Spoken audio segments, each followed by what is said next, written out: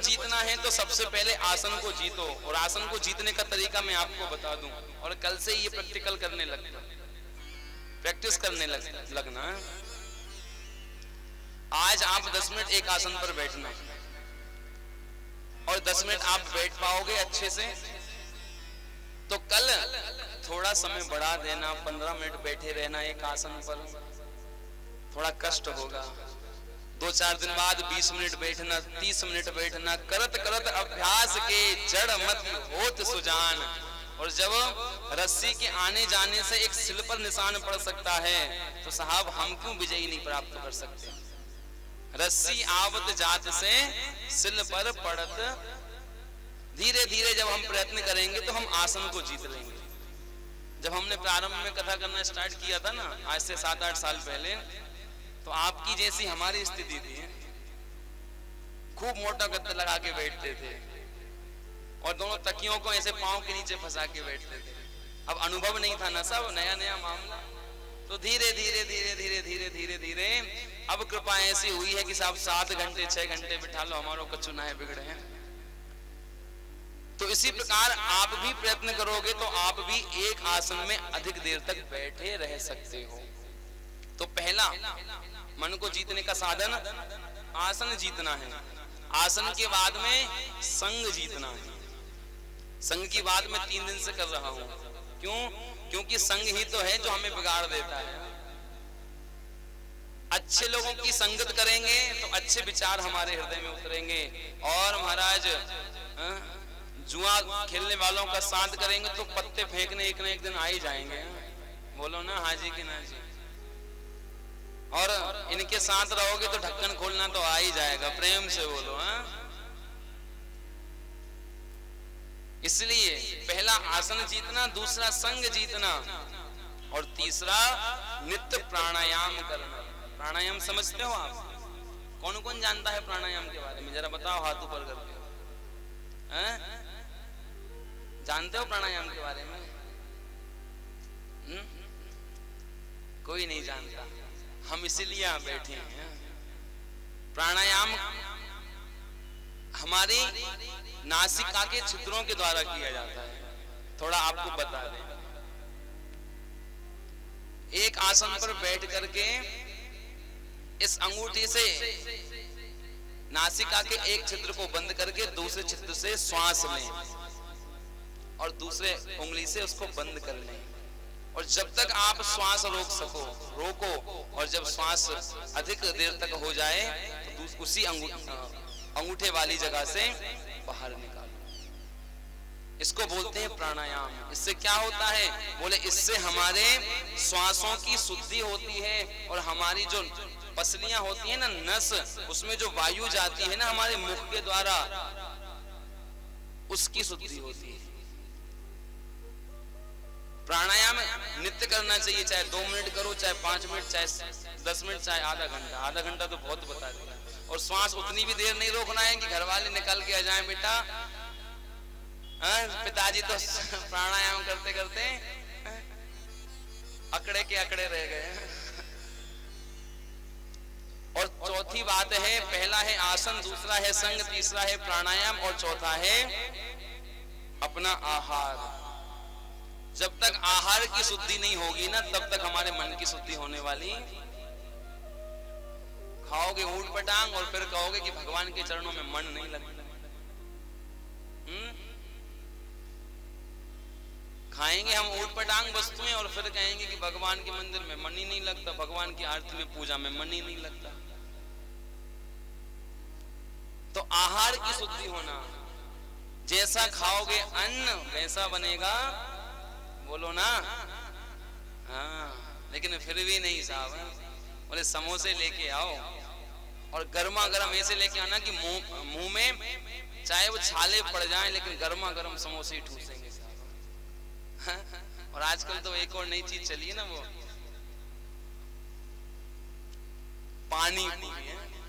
हाय रे, हमारी माताएं बहनें कभी कोई दर्शन करने को मिल जाता है, चौराहे पे खड़ी होकर के, भैया थोड़ी और तीखी लगाओ ना, आंखों में से आंसुओं की धार टपक रही है, गंगा यमुना एक हो रही है, उसके बाद भी ताथैया ताथैया करके भैया थोड़ी और, भैया थोड़ी और। इससे अच्छा कि मिर्ची फकिया लो, हाथ मिले कैसे जब इतने तीखे व्यंजनों का हम यदि उपयोग करेंगे ना, हमारे मन कभी एकाग्र होने वाला।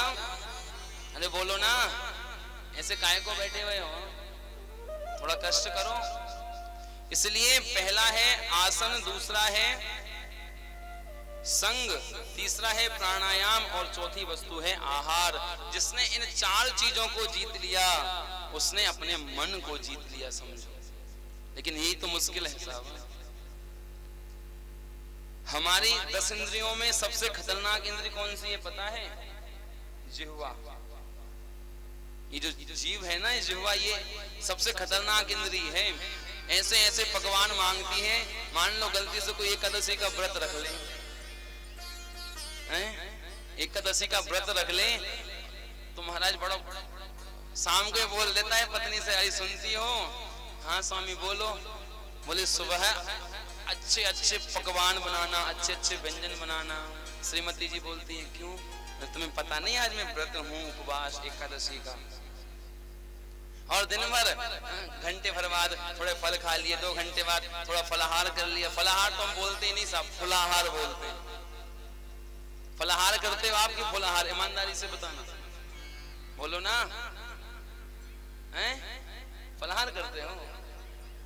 एक बटकी में, एक प्लेट में काम नहीं चला, बोले थोड़ा और दे दे यार। उसके बाद भी अच्छा लग रहा है, थोड़ा और मिलेगा। पत्नी भी कहती है ले हमने तेरे लाने तो बनाया हुआ, हाँ ठूस ले। तो हर 2-3 घंटे में साहब टंकी फुल हो रही है। तो फिर ऐसे व्रत का मतलब ही क्या? तो ये जीव जो होती है बड़ी खतरनाक इंद्री होती है। और अगले दिन तो ऐसे व्यंजन बनवाते हैं जैसे कि इनके घर में ब्याह हो। यहाँ पे व्रत कौन कौन रखता है? महिलाएं आप तो सब रखती होंगी। एकादशी का व्रत कौन कौन रखता है?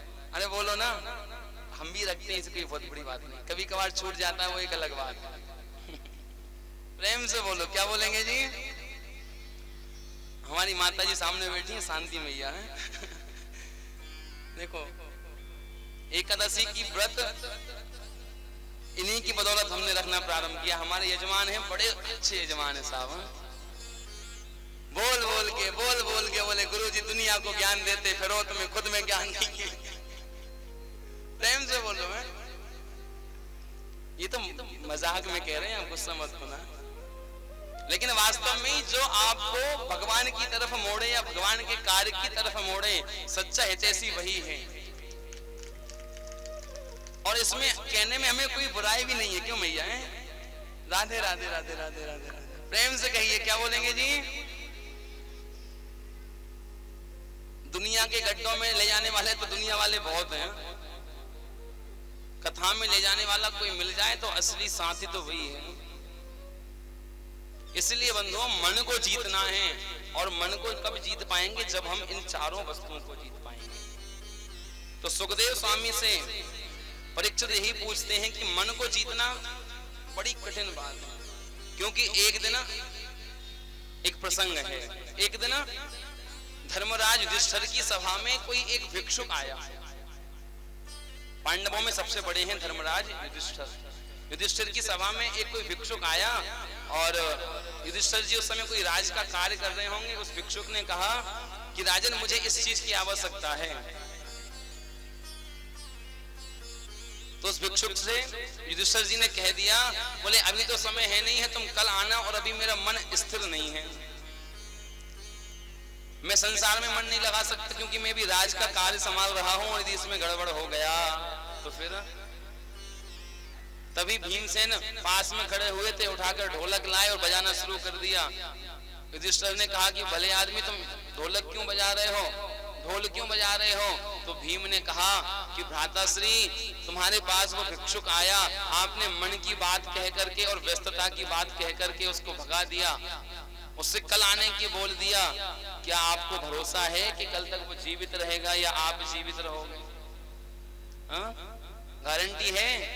क्योंकि मन को जीतना और समय को जीतना ये साहब हमारे बस की बात, और बस की बात है भी यदि हम उसके प्रति सचेत हो जाएं तो। इसलिए कल से ही जाके 4 बातें शुरू कर देना।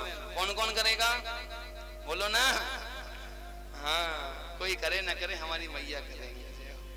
प्रेम से बोल दो एक बार और। क्या बोलेंगे जी? आइए प्रसंग पर चलें। हमने कल श्रवण किया कि परीक्षित से सुखदेव स्वामी ने एक प्रश्न पूछा था। क्या प्रश्न पूछा था? कि भगवान जल्दी किसको मिलते हैं?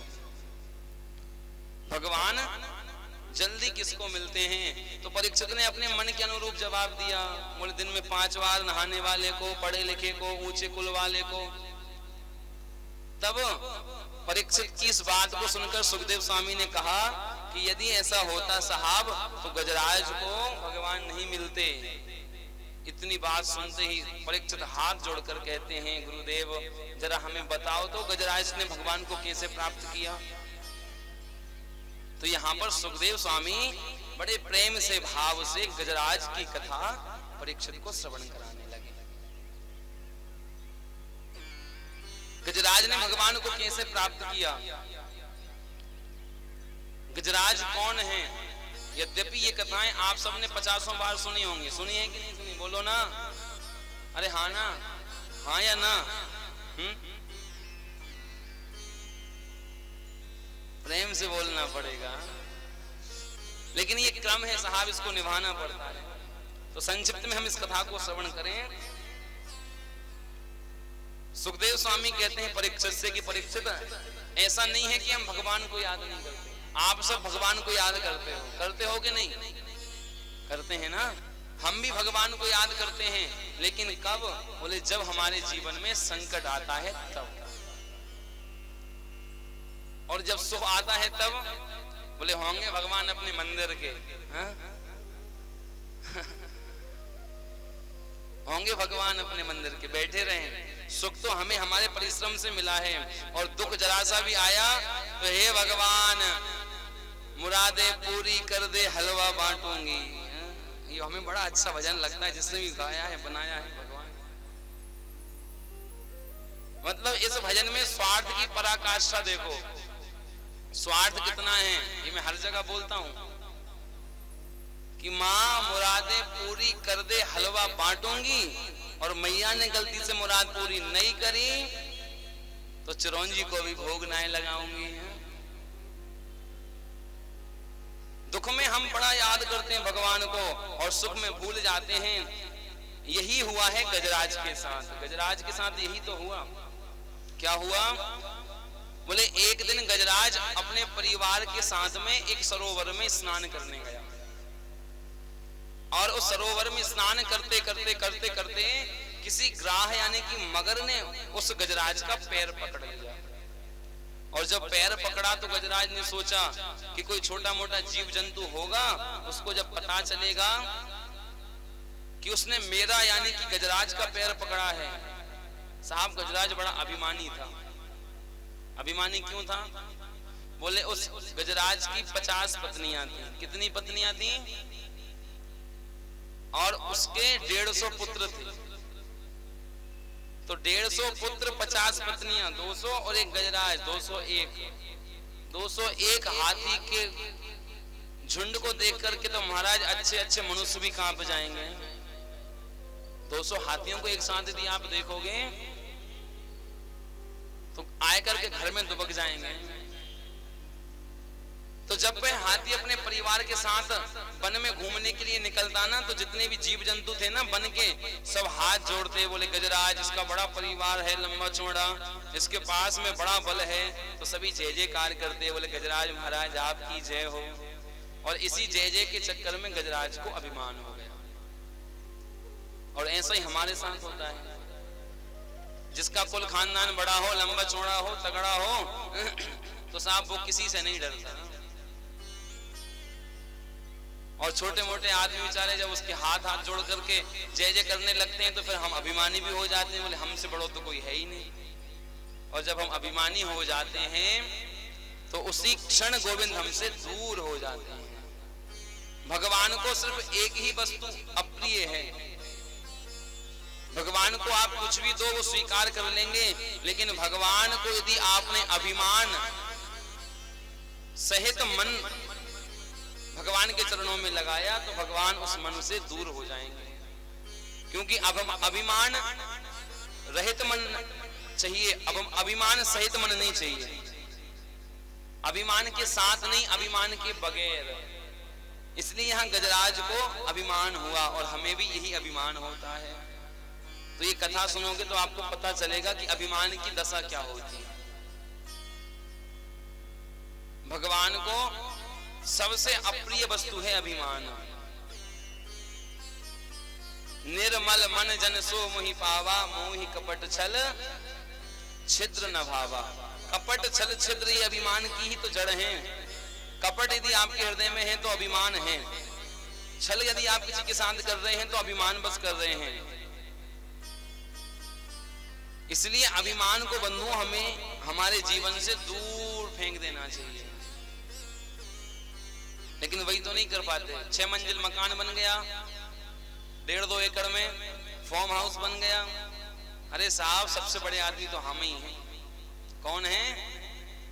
जब ये ईंट गिट्टी रेत सीमेंट सरियाओं का अभिमान आता है ना, तो आपके समाज के लोग आपसे दूर हो जाते हैं।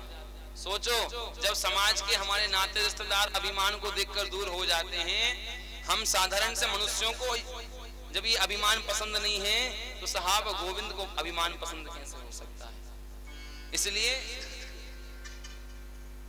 अभिमान रहित मन बनाओ। सटपट भी हिरा जाए। प्रेम से बोलो, क्या बोलेंगे जी? क्या संभाले साहब, प्रेम से कहिए, क्या बोलेंगे जी? ये हैं तो अलग नहीं मान रहे, गले देवता हमारे हैं। रोज सुबह शाम गले को सेक रहे हैं साहब, कहीं नमक के पानी से तो कहीं लौंग के पानी से तो कहीं इलायची के पानी से, तब जाके हम आपके सामने बोल पा रहे हैं। तो बंधु, अभिमान गजराज को बहुत था, और जब उस ग्राह ने गजराज का पैर पकड़ा तो उस गजराज ने अभिमान बस यही सोचा कि अरे ये छोटा मोटा कोई जीव जंतु होगा, इसको पता चलेगा तो ये मेरा पैर छोड़ देगा। लेकिन उस ग्राह ने उस गजराज का पैर नहीं छोड़ा, बल्कि और खींचकर जल में ले गया। पत्नियों से कहा देवी ताकत लगाओ, बच्चों से कहा देवी ताकत लगाओ, थोड़ा बचा लो, बाहर निकाल लो। तो 10-20 दिन पति को खींचने के लिए पत्नियां लग गईं, बच्चे लग गए, लेकिन गजराज को बाहर नहीं खींच पाए। तो 15-20 दिन बाद गजराज के बच्चों ने सूंड से सूंड हटाई और चले गए। बोले पिताजी, आप तो बाहर आने का नाम ही नहीं ले रहे। मुंह मोड़ करके चले गए वन में। जब वन में उसके बच्चे चले गए गजराज के, तो वो गजराज अपनी पत्नियों से कहता है कि वाह देवी, आज मुझे जीवन का बोध इनने करा दिया। जिन बच्चों के लिए मैंने 24 घंटे मेहनत करी, आहार, इनके लिए हर सुख की उपलब्धता करवाई, हर वस्तु की उपलब्धता करवाई, और आज जब मैं संकट में हूं तो ये मुझसे मुख मोड़ करके चले गए। पत्नियां कहती हैं कि स्वामी जी हम तो बचे हैं। बोले हाँ, तुम ही ताकत लगाती रहो। तो कुछ दिन पत्नियां खींचती रहीं, लेकिन पत्नियों से भी जब नहीं खींचा गजराज बाहर, तो पत्नियों ने भी हाथ जोड़कर कह दिया, बोले स्वामी आप तो जल से बाहर आने का नाम ही नहीं ले रहे। तुम्हारे चक्कर में मेरे बच्चे और वन में चले गए, तुम्हारे चक्कर में लगी रहेंगे हम तो हमारे बच्चे भूखे मर जाएंगे। इसलिए उस गजराज की पत्नियों ने भी सूंड से सूंड हटाई और चली गई बच्चों के पीछे। अब गजराज अकेला पड़ गया, और जब अकेला पड़ा उसका अभिमान टूटा। तो आज वह सोचता है कि राम राम राम, मैंने जीवन भर जिनके लिए 24 घंटे प्रयत्न किया इनको लालन पालन करने के लिए, और आज मैं संकट में हूं तो वही मुझे छोड़ करके। और यही तो संसार के लोग करते हैं। मैया अब आपको जरा सी तकलीफ भई, बोले मैया मनी ऑर्डर कर दिए हैं, पैसा, चली जाओ अस्पताल दिखा लाओ और दवाइयां ले आइयो। हम गांव के हैं साहब, समझना। कल एक मैया शायद हमारे पास आई थी कथा के बाद, तो हमसे पूछ रही थी कि महाराज जी आप कहाँ से हो। तो मैंने कहा कि मैया हम 3 जगह से हैं, बताओ कौन सा एड्रेस चाहिए। पहला तो वृंदावन में 7-8 साल रहे तो वहां भी डेरा डंगा हमारे जमे, दूसरा भोपाल में भी डेरा डंगा जमे हैं, और उसके बाद में बेरेसिया में भी हमारे डेरा डंगा जमे। तो मैया ने बड़ी अच्छी बात कही, मुझे बड़ा पसंद आया। बोले हाँ गुरुजी, तभी तो आपकी भाषा एक किसी जगह की नहीं लगती, आपकी भाषा खिचड़ी लगती है। मैंने कहा हाँ, बीमार व्यक्ति को साफ खिचड़ी खिलाओगे तभी वो स्वस्थ होगा। इसी प्रकार हम आप सब मानसिक, सांसारिक और भौतिक रोग से ग्रसित हैं। जब तक आप गोविंद की लीलाओं को चाहे वो कोई सी भी भाषा में सुनो, जब तक नहीं सुनोगे तब तक आपका रोग जाने वाला। प्रेम से बोलो ना जी। मैया ने कल सच में बड़ी अच्छी बात पूछी, हमें बड़ा अच्छा लगा। भैया आप जौन सा एड्रेस आपको चाहिए हो बता देना, प्रेम से बोल दो ना जी। क्या बोलेंगे? गजराज दुखी हो गया और दुखी होकर के अब जब कोई उसके साथ नहीं है तो गजराज ने आज सोच लिया कि सुनीति मैंने निर्बल के बलराम। बोले जिसका कोई नहीं होता उसका बलराम होता है, कृष्ण होता है। भगवान को ही यदि आप अपना बल मानोगे तो आप भवसागर से पार हो जाओगे, और यदि आपने अपनी ताकत लगाई तो ना आप इस लोक में बचोगे ना आप उस लोक में बचोगे। तो गजराज भगवान को पुकारता है। गजराज ने बड़ी सुंदर स्तुति करी, और स्तुति करने के बाद में गजराज ने किसी देवता का नाम नहीं लिया, किसी देवी का नाम नहीं लिया। गजराज स्तुति कर रहा है और पुकार रहा है, एवं व्यवसितो बुद्धा समादाय मनोरथी जजाप परमं जाप्यं प्राग्जनमन्यनुसेक्षितम्। ये अगरबत्ती हटवाओ भी है, सामने लगी ना अगरबत्ती, इसका धुआं मुंह में जाता है तो थोड़ा सा कंठ अवरुद्ध होता है, इसलिए प्रेम से बोलो ना। क्या बोलेंगे जी? गजराज ने किसी का नाम नहीं लिया, सभी देवी देवता सज धज के खड़े हैं आज ऊपर। कहां खड़े हैं? आकाश मंडल में सज धज के, और सज धज के खड़े होकर के इंतजार कर रहे हैं। सब देख रहे हैं कि इस गजराज के जीवन में संकट है, ये जल में डूबने वाला है, मरने वाला है, लेकिन कोई भी देवता गजराज को बचाने नहीं आ रहा। क्यों? सभी लोग इंतजार कर रहे हैं कि ये हमारा नाम लेकर हमें बुलाए। ब्रह्मा जी खड़े हैं, ब्रह्मा जी सोचते हैं कि अरे गजराज, तुझे यदि मेरा पूरा नाम नहीं आता तो दाढ़ी वाले बाबा ही कह के बुला लेता। शंकर जी खड़े हैं, शंकर जी कहते हैं कि गजराज, तुझे मेरा भी नाम नहीं आता तो बम बम भोले ही कह देता, मैं दौड़ा चला आता। सभी देवी देवता बिल्कुल सज धज के खड़े हैं, लेकिन कोई बचाने नहीं आ रहा। और यही हमारे साथ होता है साहब। हम संसार के लोगों को बुलाते हैं तो संसार के लोग भी कहते हैं कि तूने पहले हमें हमारा नाम लेकर नहीं बुलाया। जब भगवान नारायण ने देखा कि गजराज आज डूबने वाला है, तो आज भगवान नारायण ने सोचा कि जो किसी का नाम नहीं होता वो नाम मेरा। क्योंकि भगवान का एक नाम है अनामी, भगवान कृष्ण का एक नाम है अनामी। अनामी का मतलब बोले जिसका कोई नाम ना हो सो अनामी। जैसे अजन्मा, अनामी। भगवान कभी जन्म नहीं लेते इसलिए अजन्मा है, और भगवान का कोई नाम ना हो तो उनका नाम अनामी हो जाता है। तो गजराज ने नाम नहीं लिया, पुकारा, तो भगवान नारायण ने कहा अपने वाहन से। भगवान का वाहन कौन है? भगवान नारायण का वाहन कौन है साहब? गरुड़ जी।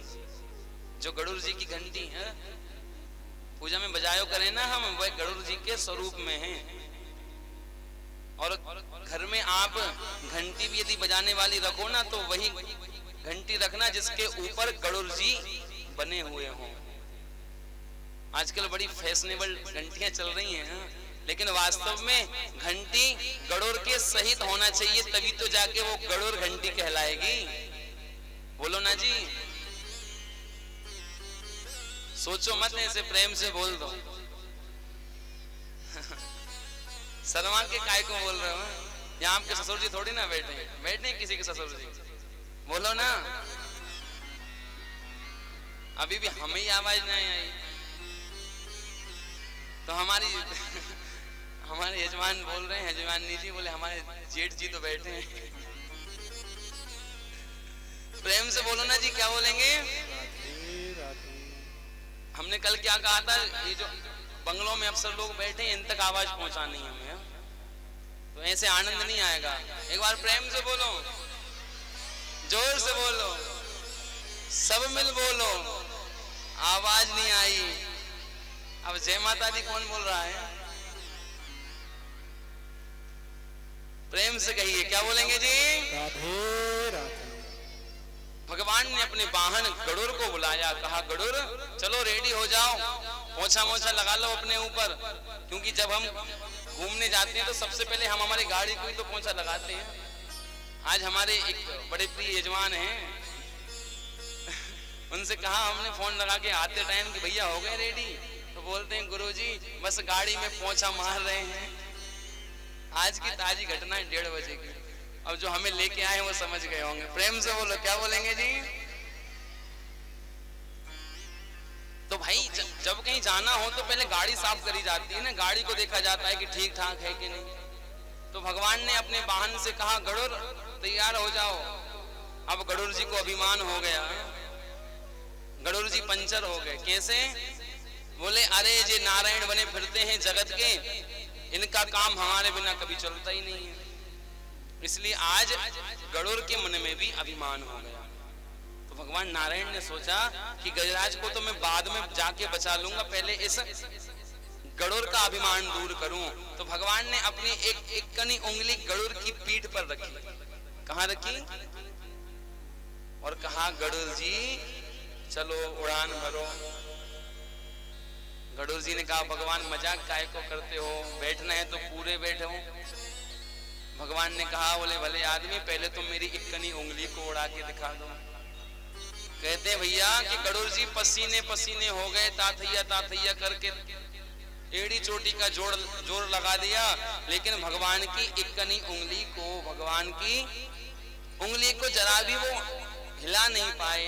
तो गरुड़ जी समझ गए कि हमने जो अभिमान कर लिया था ना हृदय में कि हमारे बिना भगवान का काम नहीं चलता। गरुड़ के हृदय का अभिमान दूर हुआ। भगवान गरुड़ पर बैठे और चल दिए गजराज के पास, गजराज की प्राण रक्षा करने के लिए।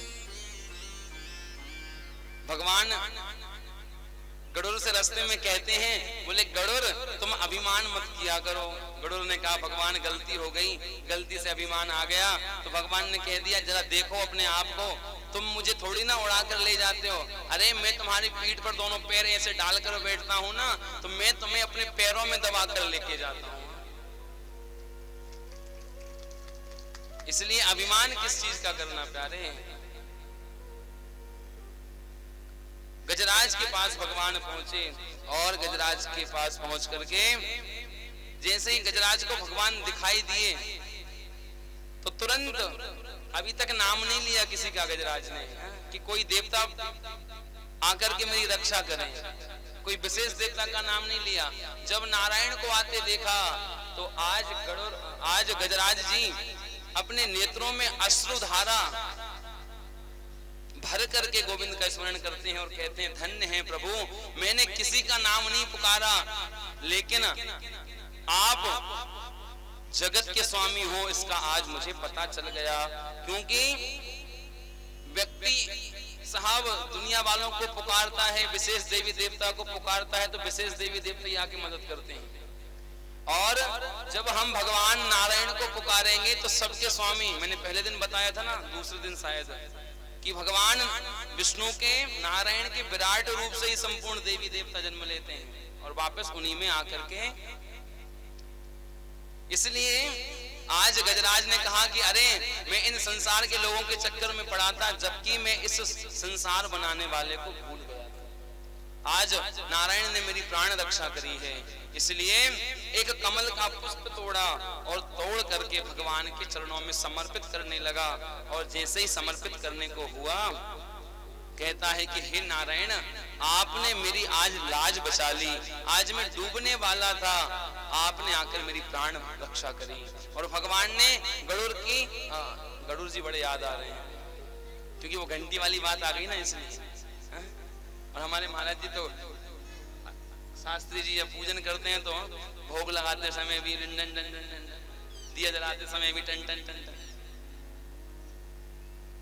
तो आज गजराज ने जब देखा कि भगवान नारायण आए हैं मुझे बचाने के लिए, कमल का पुष्प तोड़ लिया और तोड़ करके नारायण के चरणों में समर्पित किया और कहा कि हे नारायण, मैं आपको बारंबार प्रणाम करता हूं और मैं आपके श्री चरणों में समर्पित हूं। जब भगवान से ये बात कही तो गजराज को तुरंत भगवान ने जल से बाहर खींच लिया और जिस मगर ने, ग्राह ने उस गजराज का पैर पकड़ा था, अपने चक्र से उसके धड़ को सिर से अलग कर दिया। सुखदेव स्वामी से परीक्षित ने पूछा कि गुरुजी एक बात बताओ, यहाँ पर भगवान तो गजराज को बचाने आए थे, लेकिन भगवान ने गजराज के साथ साथ में उसकी भी मुक्ति कर दी, ग्राह की, मगर की, ऐसा क्यों? तो सुखदेव स्वामी कहते हैं परीक्षित, भगवान के हाथ से बचना भी मुक्ति है और भगवान के हाथ से मरना भी मुक्ति है। भगवान ने जितने भी राक्षसों को मारा, जितने भी दानवों को मारा, चाहे वह किसी अवतार में मारा हो, जिसको भी भगवान ने मारा उसको अपना धाम प्रदान कर दिया। शूर्पणखा, ताड़का, सुबाहु, मारीच, रामचरितमानस के और भी हैं। और भागवत में अभी कथा कल से प्रारंभ होगी भगवान की बाल लीलाओं के साथ में, कि अघासुर, बकासुर, धेनुकासुर, केसी, पूतना, बड़े बड़े राक्षस आए और सबको भगवान ने मार दिया और मारकर अपने धाम में स्थान दे दिया। यहाँ पर आकर के भगवान ने उस ग्राह का उद्धार किया और सुखदेव स्वामी कहते हैं कि भगवान के हाथ मरना भी मुक्ति है और भगवान के हाथ बचना भी। और इसी प्रकार से भगवान ने ग्राह और गज दोनों पर कृपा कर दी और दोनों को अपना धाम प्रदान कर दिया। इसीलिए तो कहते हैं कि भगवान भक्त वत्सल हैं। तो एक बार बोलो ना, भक्त वत्सल भगवान की जय। इसलिए बंधुओं, अहरनिश भगवान का जाप करो। सुखदेव स्वामी परीक्षित से कहते हैं, परीक्षित, यदि ये गजराज अपने जीवन में भगवान के नाम का स्मरण करता ना, तो आज उसके जीवन में ये संकट नहीं आता। इसलिए अपने मन से, शुद्ध मन से 24 घंटे गोविंद का चिंतन करो और मन से ही मनमोहन को रिझाओ। आइए ना, भगवान को रिझाने का थोड़ा सा प्रयत्न कर लें, क्योंकि ये कथा सबसे अच्छी जगह है भगवान को रिझाने की। कोई नृत्य से रिझाता है, कोई ताली बजाकर रिझाता है, कोई कीर्तन गाकर रिझाता है, कोई कीर्तन सुनकर रिझाता है, कोई भगवान की कथाओं को सुनकर के भगवान के प्रति अपना प्रेम प्रकट करता है। मनमोहन तुझे रिझाऊं, तो है नित नए रार लड़ाऊं, बसा कर नैनन में, छुपा के तुझे नैनन में, बसा कर नैनन में, छुपा के तुझे नैनन में, मनमोहन तुझे रिझाऊं, तो है नित नए रार लड़ाऊं, बसा कर नैनन